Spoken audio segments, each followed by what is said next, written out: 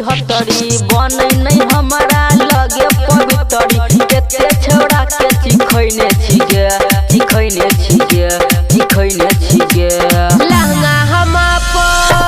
लहंगा हम अपन उठैने छी रे सब छोरा के देखैने छी रे लहंगा हम अपन उठैने छी रे सब छोरा के देखैने छी रे बुझली न रे छोरा सुन के छौड़ी छिहत्तरी बनै नहीं हमारा लगे पवितरी केते छौड़ा के चिखैने छिगे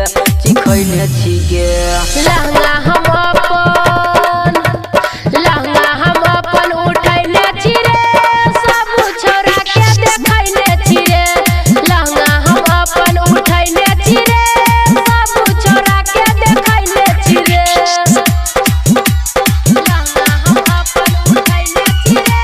सब छोरा के देखैने छी रे DJ Sumit Satish Rema लहंगा छो तोहर गई बीचे से फाटल छोड़ के लाली छो तोहर गई चाटल चोली में दुगो रखने छियै बम रे साइज नहीं छै रे केकरो से कम रे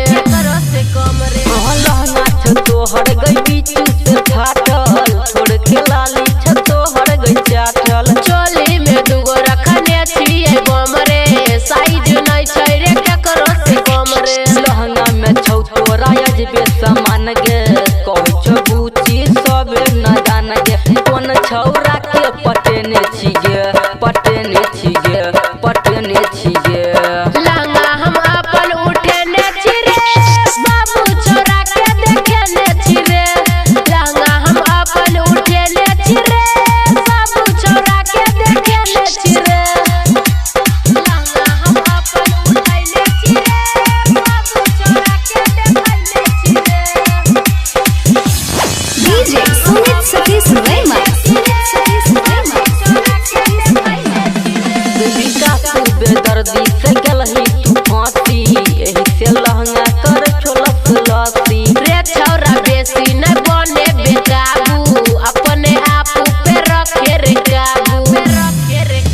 सुजीत विशाल से गलही तू फांसी एही से लहंगा कर छोलस लसी रे छौरा बेसी न बने बेकाबू अपने आप पे रखे रे काबू कमर में दर्द दिलकौगे तोरा होठ में चुम्मा लेलकौगे तोरा चुन बेदर्दी के देने छिगे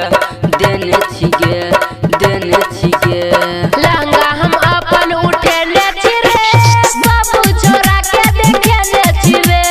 लहंगा हम अपन उठेने छी रे